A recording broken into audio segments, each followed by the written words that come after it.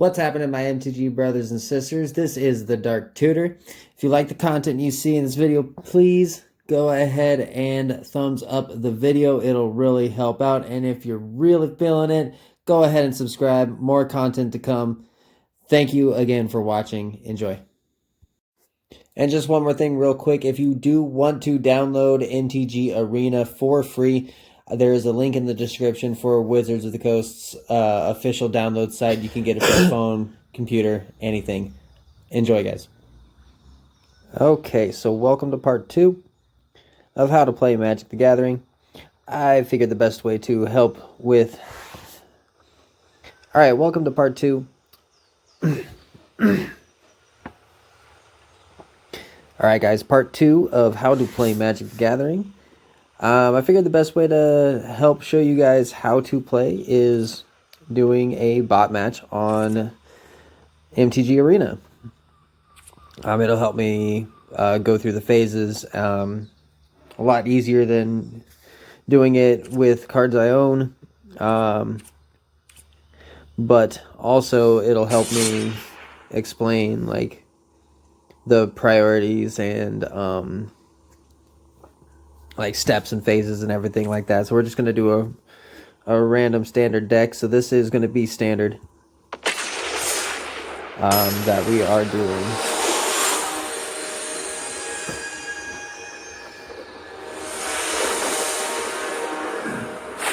Excuse me. Okay, so as you can see, the opponent goes first. Your opponent kept a hand of 7 cards. So your opponent goes first, or whoever goes first chooses whether to keep their hand or not. And then they pass that to you. I can choose whether to mulligan. And as you can see right here, you will return 1 card to the bottom of your library. I'm pretty sure I went over this in my last video, but this is better explained too. So now I have the choice to whether keep the 7 cards I have in my hand or mulligan. So with just in this case, I'm going to keep the 7 I have in my hand. Okay, so the opponent's going to go first. All right, he's going to play his land for turn. He's going to pass because he cannot play a spell. So then it is my turn. What I'm going to do here, actually, is I'm going to enter full control mode. Because it's going to allow me to control all the steps of the game. All right, so each player can play 1 land per turn. So let's take a look at our lands here. We have 2 basic lands, which come in untapped and can be tapped immediately for mana to be entered into your mana pool. Your mana pool is the mana that you come from tapping permanents for mana, mostly land permanents. There are non-land permanents that do tap for mana of any color or specific manas or just colorless mana, which is these symbols right here, the 3 right there, the circle 3.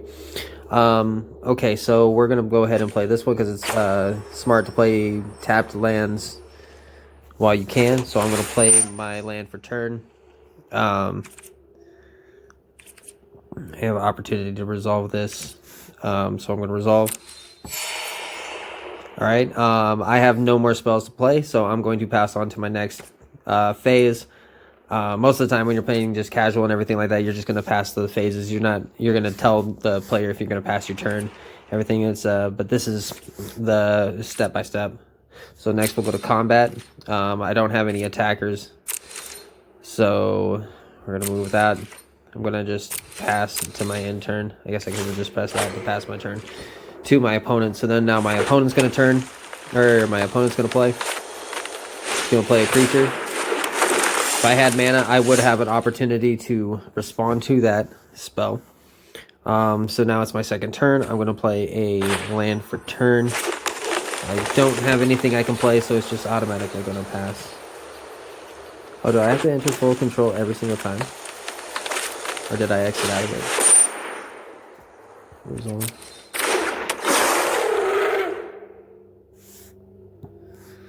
Pass to combat, pass to attackers.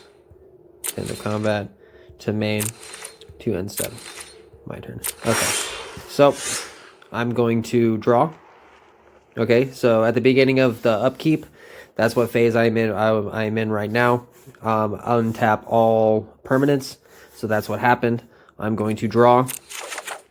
At those points too, spells can actually be played.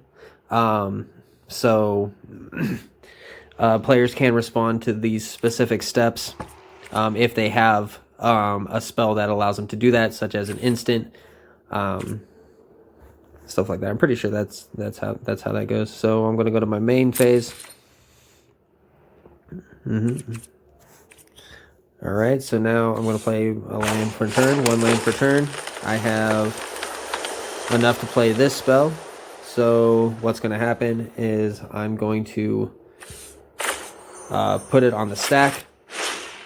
All right, I'm going to pay my mana.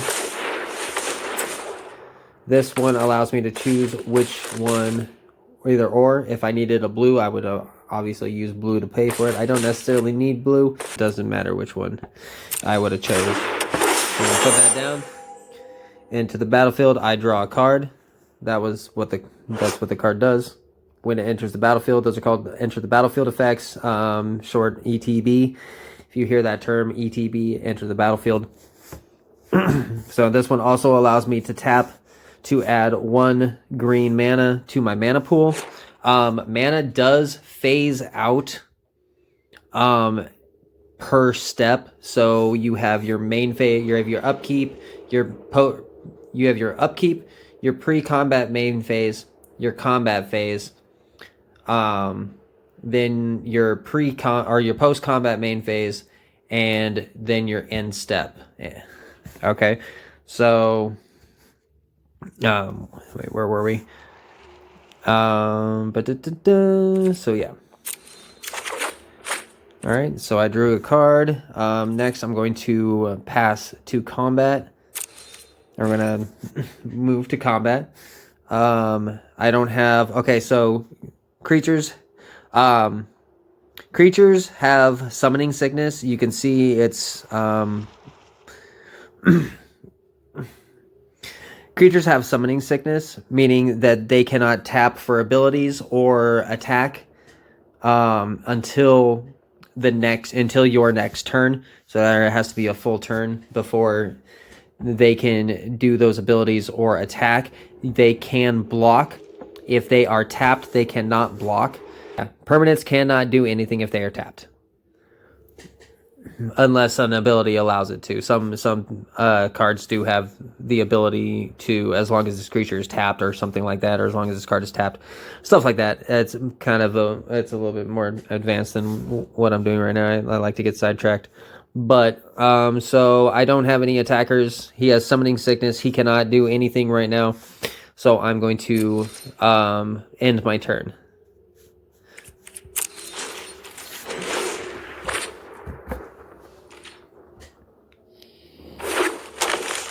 He's going to play a land for turn. He's going to play an enchantment spell. At that point, if I had mana to play, I would be able to respond to that. I would have that opportunity. Okay, so he's going to attack. This is a perfect time to go to combat. So I can choose who I'm going to block. The left number is the power of the creature. The right is the toughness of the creature. So how damage works is that this creature, I'm going to block, but when they block, this creature is going to do 4 damage. This creature is going to do 2 damage. So this creature is only going to take 2 damage, so it's going to go down to 2 toughness, and this creature is going to die. Blocking with multiple creatures or being blocked by multiple creatures happens, because it will happen. The attacker gets to choose the order of the blocked creatures, because your attacking creature is only going to deal out 2 units of damage, or as much. Okay, so my creature is only going to deal 2 units of damage to this to the blocking creature.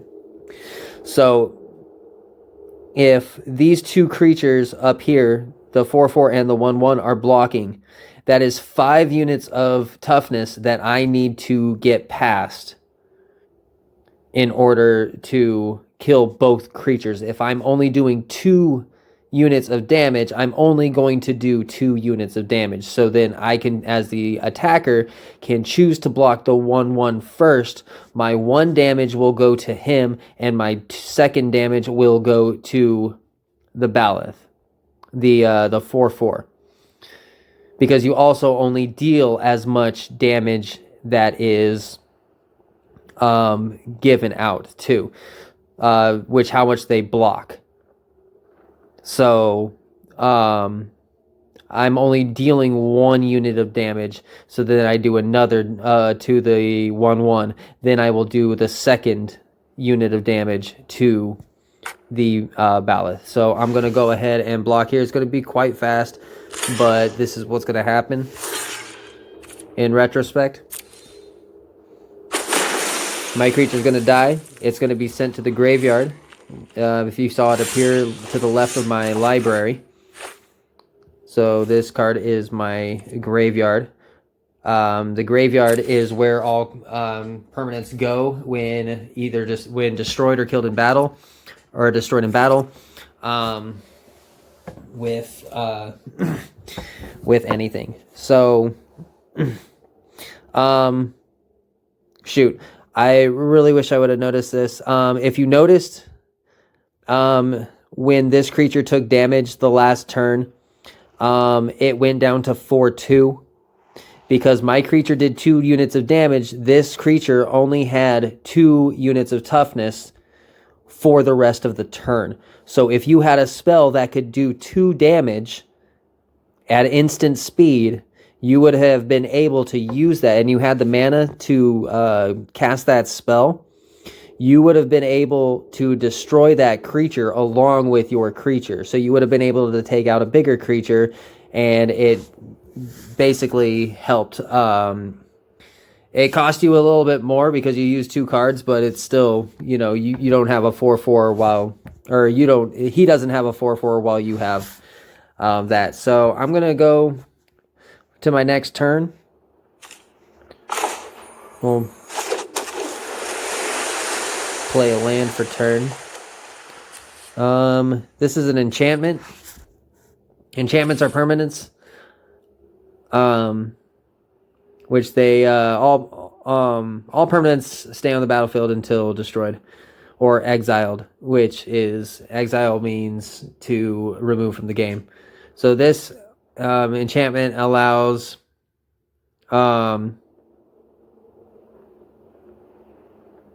it's an enchant land. Okay, I got really lost. Whenever enchanted land is tapped for mana, its controller adds an additional green to their mana pool. That's what that means. And like I said earlier, mana phases away during each step, and I can show you how that happens too. I really don't have, well, yeah, I actually do. Okay, so I still have mana. Okay, so I have 4 mana to play. So I gotta be kind of cautious about how I'm going to do this. I guess I don't really have to do that. I explained combat, I explained phases and everything like that. General use of...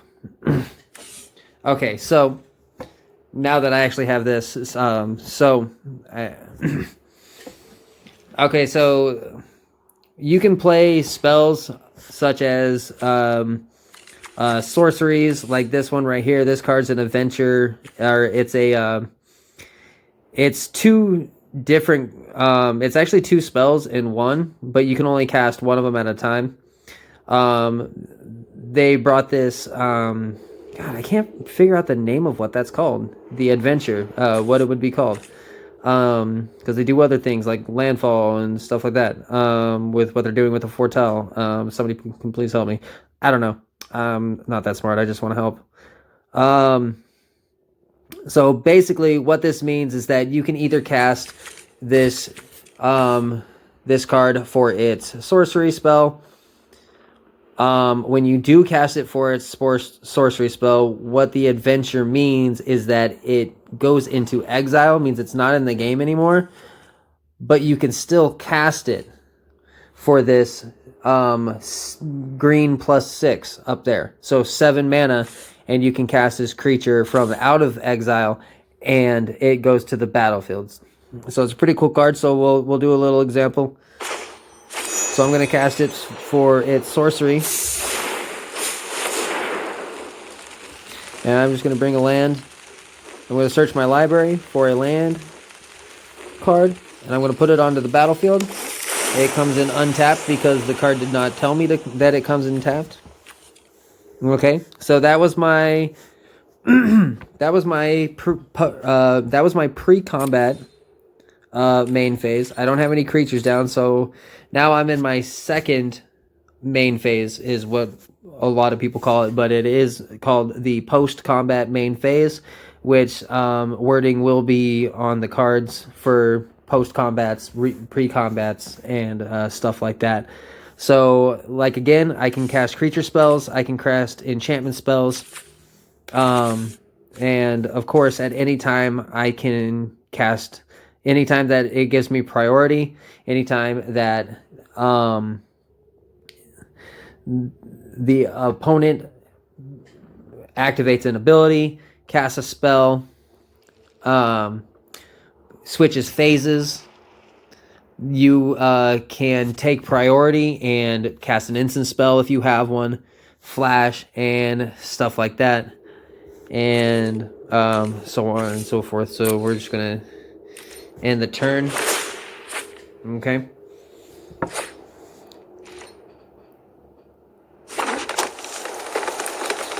Could have cast something, but try to get this guy to beat me. I mean, it's just a bot, which is nice because when you're actually playing on Mtg Arena, you have timeouts because you're playing with real people. So if you take too much time, eventually you will concede the game.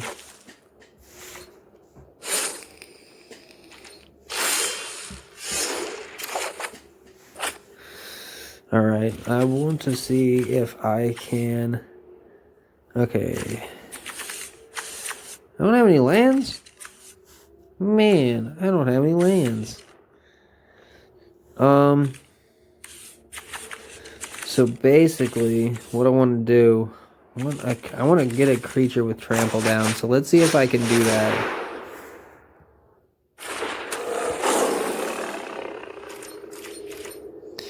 Okay, so when you're playing this game, it unless you enter full control, it automatically passes through all your phases. If you don't have any responses, since all my lands are tapped, I won't have any. Okay, so this guy, since he attacked,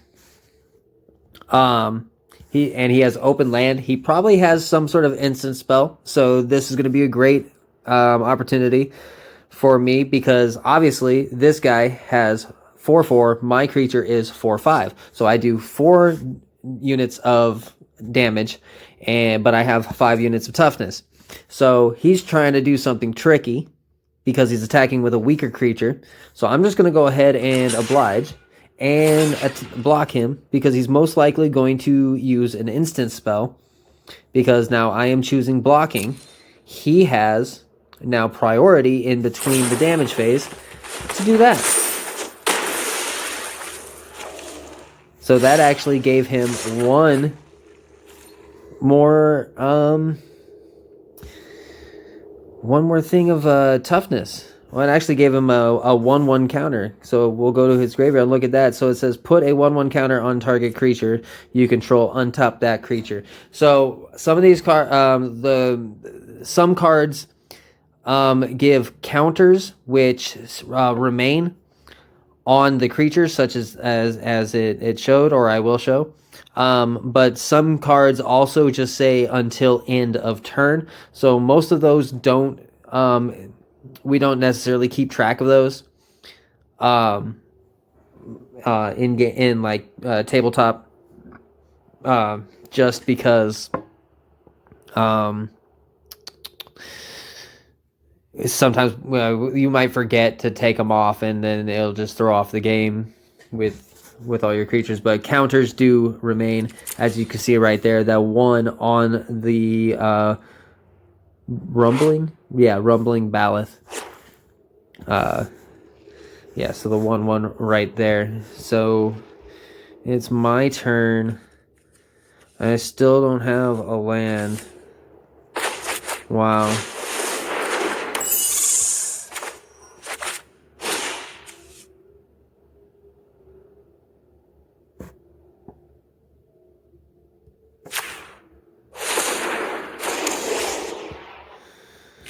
So actually, that's cool. So, I'm gonna do something cool. Okay, so with that, I'm gonna do something cool, just to show you guys like kind of how magic works, with like instant spells and stuff like that, like just things that you can do, just kind of a sense of how the game is played, I guess. Yeah, exactly, dude. I don't know what to say either. Oh, you son of a gun. Okay, so this is perfect. He is using a sorcery card that target creature he controls deals damage equal to his power to target creature I don't control. So that's what he's going to do. He's going to do 5 damage to me. So I also have a card to where target creature I control deals damage equal to its power to target creature you don't control. If the creature you control has trample, excess damage is dealt to that creature's controller instead. So basically, as I explained earlier, if I did have trample when I use this card, and I use it on this 1/1 creature over here, since I'm doing 2 damage to his one damage will actually go through, because like I said, they usually only do the toughness amount of damage to the creature. So that excess damage that never went through goes through to the player, to the controller. So what I'm going to do, since he's going to do that, I'm going to add this to the stack, and I'm going to ram through. See, that's the stack right there on the right. So he took priority and cast his spell, gave me priority. I cast my spell, so my spell is going to hit before his. That the stat can be a little tricky sometimes with how you do spells. I know it's messed me up a couple times with trying to hit 2 different triggers, and I triggered the wrong one first because the trigger that I wanted actually ended up going on top of the one that I wanted to hit first. So you kind of have to do it backwards if you are going to be doing multiple things that affect different. If you're going to try to use 2 different spells or triggers to affect like that, you have to stack it backwards, if that makes sense, and I hope I'm saying it right. So I'm going to target my creature, and why not? We're just going to do my damage to him. So mine's going to do first, and then his spell is going to hit. So that's how the stack works. So my spell hit first, his spell hit second, and he's going to come through and hit me unblocked. Let's see here.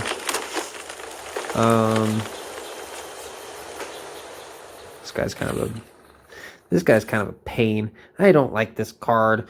But anyways, this one's kind of cool. So whenever he or another creature enters the battlefield under your control, he fights up to 1 target creature you don't control. So this is enter the battlefield effects, which I'm pretty sure I showed. This one's cool too because it'll give him power and toughness equal to each one. So basically, this guy's a 6/6. He's gonna fight a 5/5 right there.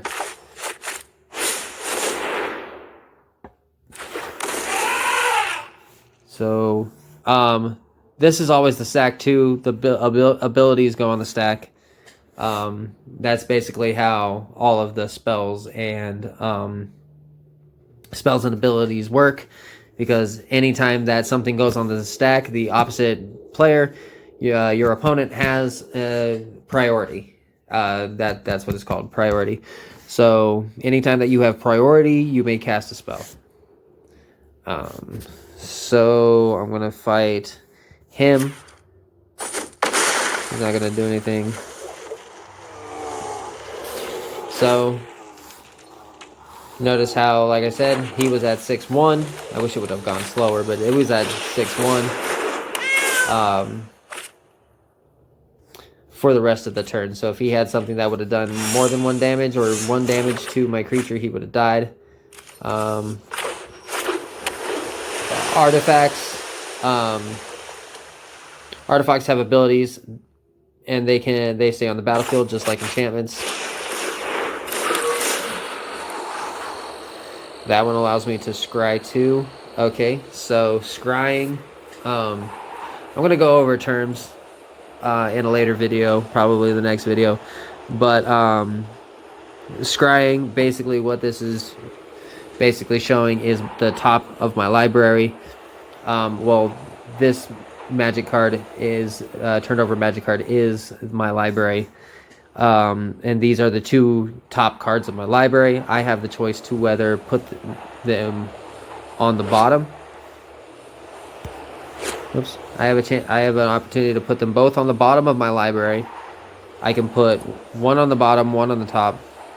Or you guys saw how this one was first. I can choose to put this one first and that one second. If I wanted this card, if I wanted both of the cards, but I wanted this one first, I can do that. I can put them in any order. Or I can put them on the bottom. Just like that. And that's exactly how it's going to go. So one on the bottom, one on the top.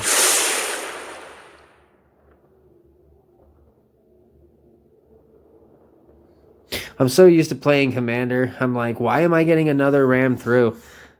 This card right here. That's right. I'm playing a standard deck. And it has multiples of the same card. So that's basically it, guys. You play until one of you loses. Basically, that's how you play Magic. That's how the game goes. I would suggest if you want to kind of get the feel for Magic, go ahead and download Magic the Gathering Arena on your phone, and you can play it. It's really fun. It's definitely captivated me. I got into Magic probably about close to 2 years now, and especially since COVID-19, not a lot of people have been able to go out and actually play Magic. So having this is really nice to play Magic when I'm getting a hankering for it. But anyways, I hope you guys stay safe out there. I hope you enjoy my video, and I hope you guys enjoyed my video. And I will be coming out with another video to go further over some terms on the cards, and abilities and stuff like that, just to really kind of explain a lot more for you guys how the game is played, how the cards work. I'm not the best at building decks, so I'm not going to be doing many like how to build a good deck type videos, but yeah, I really hope you guys enjoyed it. Stay safe out there, be kind.